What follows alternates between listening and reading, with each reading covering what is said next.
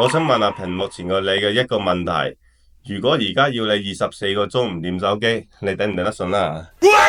嗱，歡迎大家喺評論區寫低下，你對上一次24個鐘唔掂手機係幾時呢？咁我自己呢，其實要數翻去到我讀書嗰陣時候噶咯喎。哇，咁樣啊！阿 J 啊，你知唔知啊？而家全世界呢，有50億個智能手機嘅用戶。其實呢，手機公司賣俾我哋嘅唔係手機，而係上癮啊！你自己有冇啲咁樣嘅親身嘅經歷呢？完全正確，即係呢個講中嗰個心啊！厲害！前排翻去中國探親咧，發生咗一件好有感觸嘅事。有一日咧，全家人開車出去食飯，已經開咗有45分鐘啦。咁突然間有個長輩叫大家伙喎，哇，咩事啊？佢唔記得帶手機喎。咁大鑊？係喎，咁我喺度諗，唔記得帶手機咪算啦，有咩咁大不了啫？咁我咪半開玩笑咁同佢講咯，唔緊要啦，當一日半日放下假啦，冇理由而家揸翻去屋企攞來回又成個鐘，都餓到暈晒啦。有點道理啊。咁咧就突然間晴天變多雲加陰天啦，咁佢就認真咁同我講，如果而家你唔掉頭，我自己翻去攞。嗰一刻突然間呆咗喺度喎。哇！呢位長輩邊個嚟㗎？開唔開得名㗎？開名嗰度陰天加密布啦，你想行雷閃電添啊？係咪？行雷閃電會出事嘅喎。有道理。因為我發現咧，佢唔係喺度發脾氣，係喺度恐慌啊！手機冇帶，佢覺得自己同世界斷咗線。手機嗰度咧有每日佢簽到嘅金幣，仲有刷緊嗰啲短視頻，同埋有啲朋友叫佢飲茶嗰啲信息，甚至有佢每日簽到個任務，仲勤力過我哋返工。我哋返工都係8個鐘，佢嗰度可能要13、15個鐘。咁犀利？手機唔見咗咧，成個人都唔自在。真的嗎？阿 J 啊，嗯，其實唔單止係老人家，其實年輕人都一樣㗎咋，只不過係表現嘅形式唔同啊。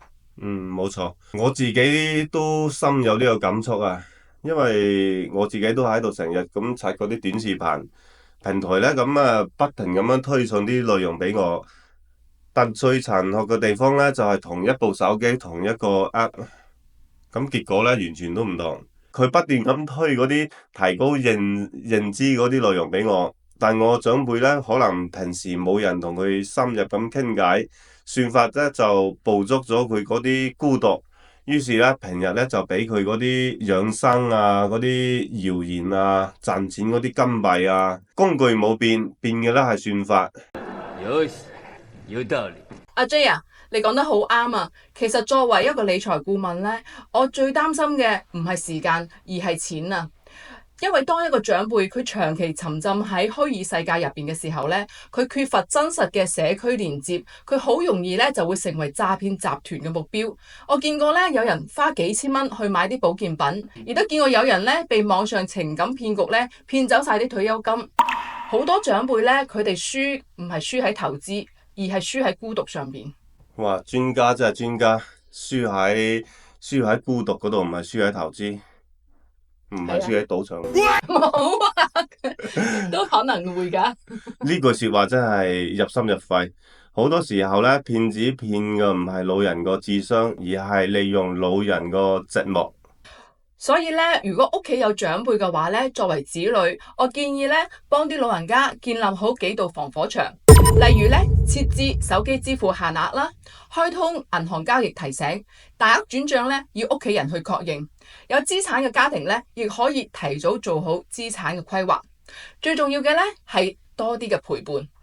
對抗算法最有效嘅武器，從來唔係軟件，而係真實嘅人際嘅聯繫。哇！對抗算法個武器啊，武器都攞到出嚟添嘛，係啊，咁犀利啊，講得真好啊！所以我成日覺得長輩真正需要嘅咧，未必係多一部手機，而係多一個願意同佢食飯、陪佢傾偈、陪佢行街嘅人。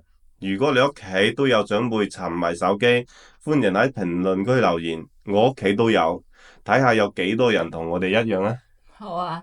另外咧，禮拜三嘅6月3號晏晝4點到6點咧，我哋加州是我家將會喺我哋嘅服務中心入邊咧，為大家舉行一堂銀髮手機輕鬆學嘅公益課程。呢一個課程咧，將會教俾大家如何安全咁使用手機啦，善用科技咧嚟便利生活嘅。咁歡迎大家咧帶埋爸爸媽媽一齊嚟參加啦。留言報名，星期三見。嗱，同時咧歡迎大家關注同埋分享我哋嘅視頻，多謝大家。交足功課㗎咯再講多次。喎，咁你唔好笑先啦。 OK，哇，咁樣啊？再講下邊嗰句啊！你話哇咁樣啊，咁先得㗎，你冇聲哇，啊！咁樣啊？哇，咁樣啊？喂，你踎低啲好啊，出鏡啊，踎低啲喎。